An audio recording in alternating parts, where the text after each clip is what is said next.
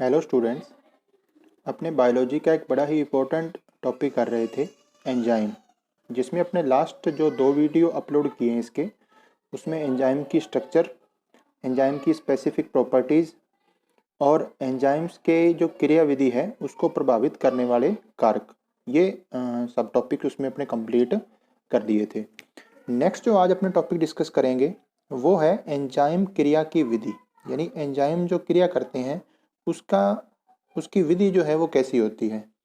इस विधि को समझने के लिए अपने 2 पॉइंट डिस्कस करेंगे इसमें। एक तो है पहला पॉइंट ESC, इसको कहते हैं एंजाइम सबस्ट्रेट कॉम्प्लेक्स। इसका निर्माण कैसे होता है, इसके लिए अपने 2 थ्योरी भी पढ़ेंगे। और सेकंड अपने इसमें डिस्कस करेंगे सक्रियण ऊर्जा में कमी, एक्टिवेशन एनर्जी में कमी। तो सबसे पहला जो अपने इसमें पॉइंट है, पहले वो डिस्कस कर रहे हैं, जिसका नाम है ESC। देखो नाम से अगर पता लग रहा है अपने को, एंजाइम सबस्ट्रेट कॉम्प्लेक्स, यानी कि एंजाइम और सबस्ट्रेट मिलकर एक कॉम्प्लेक्स की फॉर्मेशन करते हैं। ये कॉम्प्लेक्स अस्थायी होता है और आगे चलकर इसी से जो प्रोडक्ट्स हैं वो अलग हो जाते हैं और एंजाइम जो है वो नई अभिक्रिया के लिए वापस से अलग हो जाता है। अब इसको अपने डायग्राम के थ्रू देखते हैं।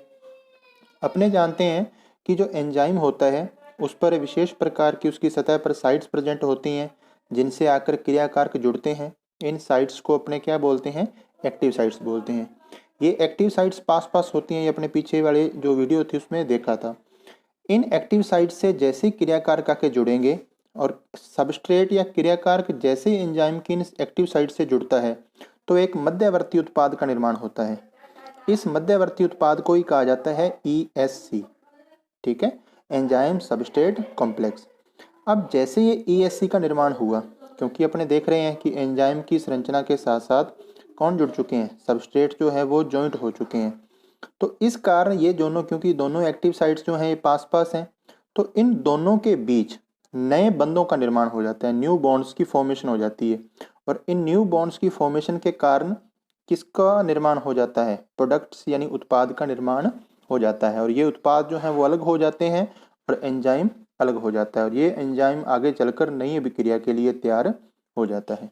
ओके, तो ये है ESC, एंजाइम सबस्ट्रेट कॉम्प्लेक्स, एक मध्यवर्ती उत्पाद है जिससे आगे चलकर उत्पाद का निर्माण होता है। अब इस ESC के निर्माण से संबंधित अपने को 2 थ्योरीज पढ़नी है। एक तो है लॉक एंड की थ्योरी और दूसरा जो है वो इंड्यूस्ड फिट थ्योरी। तो अपने उन थ्योरी को डिस्कस करते हैं। ओके, सबसे पहली जो थ्योरी है वो ताला कुंजी सिद्धांत या लॉक एंड की थ्योरी है। इसके प्रतिपादक जो थे वो एमिल फिशर थे और ये थ्योरी कब दी गई थी, 1894 में दी गई थी। ये थ्योरी ये कहती है कि जिस प्रकार एक ताले को एक विशेष प्रकार की चाबी खोल सकती है, उसी प्रकार एक विशेष प्रकार का जो क्रियादार होता है, जो सबस्ट्रेट होता है, वो एंजाइम की विशेष सतह से बंध बना सकता है। देखिए कैसे, जैसे ये की जो है ये किसको शो कर रही है, एंजाइम को, और जो लॉक है ये किसको शो कर रहा है, सबस्ट्रेट को। ये की जो है वो इस लॉक के लिए स्पेसिफिक है। इन दोनों ने, ये दोनों सबस्ट्रेट जो है वो एंजाइम से जुड़ा, जिसके कारण किसकी फॉर्मेशन हुई, ESC, एंजाइम सबस्ट्रेट कॉम्प्लेक्स की। इनके बीच जो सबस्ट्रेट ये जुड़े हैं, इनके बीच न्यू बॉन्ड्स की फॉर्मेशन हो जाएगी एंजाइम के कारण, और एंजाइम जो है वो क्या हो जाएगा, बाद में अलग हो जाएगा और आपके पास क्या बन जाएंगे, अभिकारकों से उत्पादों का निर्माण हो जाएगा। तो देखिए, इस सिद्धांत के अनुसार जैसे एक ताला उसी की चाबी से खोला जा सकता है, ठीक इसी प्रकार एक विशेष प्रकार का क्रियादार ही एंजाइम की विशेष सतह से बंध बना सकता है। तो ओके, इस सिद्धांत को बोलते हैं ताला कुंजी सिद्धांत और ये प्रतिपादक जो थे इसके वो था एमिल फिशर। अब अपने नेक्स्ट जो सेकंड थ्योरी है उसकी बात करते हैं, जिसका नाम है induced fit theory. Second theory जो है वो है प्रेरित आसंजन सिद्धांत, इंड्यूस्ड फिट थ्योरी। इसके जो प्रतिपादक थे वो थे कोशलैंड और ये थ्योरी कब दी गई, 1966 में, 1966 में। ये थ्योरी ये कहती है कि जैसे ये एंजाइम की स्ट्रक्चर बनाई हुई है, ये जो आपको स्ट्रक्चर दिख रही है ये उसकी एक्टिव साइट्स हैं, एंजाइम की ये एक्टिव साइट है जिससे आकर अभिकारक या क्रियादार जुड़ेगा, और ये नीचे क्रियादार। ये इस थ्योरी के अनुसार ये जो एक्टिव साइट्स होती हैं ये दृढ़ नहीं होती, दृढ़ नहीं होने का मतलब ये है कि ये पहले से ही बिल्कुल ऐसी नहीं होती कि इसमें क्रियाधार जो है वो पूरा का पूरा फिट हो जाए। जैसे ये एक्टिव साइट्स इस क्रियाधार के संपर्क में आती हैं तो ये एक्टिव साइट्स अपने आप में कुछ चेंज करके किसके अनुपूरक हो जाती हैं, क्रियाधार के।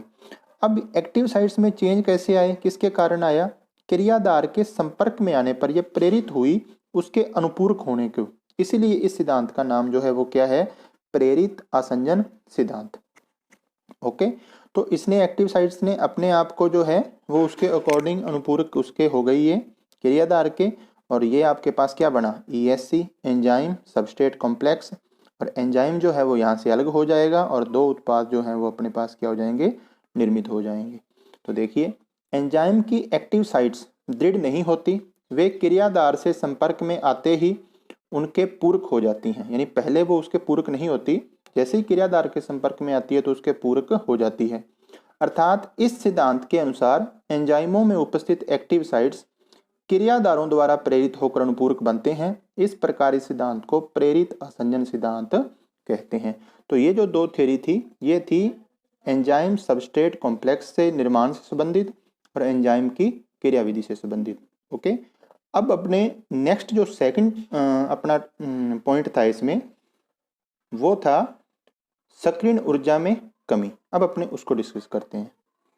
ये है अपना सेकंड पॉइंट, सक्रियण ऊर्जा में कमी करना। सबसे पहले तो अपने को ये पता होना चाहिए कि ये सक्रियण ऊर्जा या एक्टिवेशन एनर्जी होती क्या है। देखो, जब भी क्रियाधार के अणु जो है वो अभिक्रिया करते हैं तो अभिक्रिया के लिए, अभिक्रिया को सक्रिय करने के लिए कुछ ऊर्जा की आवश्यकता होती है, उसी ऊर्जा को कहा जाता है सक्रियण ऊर्जा। और एंजाइम क्या काम करता है, एंजाइम इस सक्रियण ऊर्जा के मान को क्या कर देता है, कम कर देता है, जिससे अभिक्रिया जो है वो जल्दी संपन्न हो जाती है। देखिए, क्रियाधार के अणुओं को अभिक्रिया के लिए सक्रिय करने के लिए आवश्यक ऊर्जा सक्रियण ऊर्जा कहलाती है। एंजाइम इस सक्रियण ऊर्जा को कम कर देते हैं। इसको अपने तीन तरह के इसमें ग्राफ दिए हुए हैं, उसके थ्रू समझने की कोशिश करते हैं। ये जो पहला आपको दिख रहा है, ये है एब्सेंस ऑफ एंजाइम, यानी एंजाइम की अनुपस्थिति में। तो एंजाइम की अनुपस्थिति में आप देखिए, ये अपने पास जो है ये सबस्ट्रेट है, और ये जो बन रहा है अपने पास वो क्या बन रहा है, प्रोडक्ट। अगर एंजाइम नहीं होगा तो इन सबस्ट्रेट को प्रोडक्ट के अंदर कन्वर्ट होने के लिए सक्रियण ऊर्जा जो है, इनको एक्टिव होने के लिए इतनी ज़्यादा सक्रियण ऊर्जा की आवश्यकता होती है।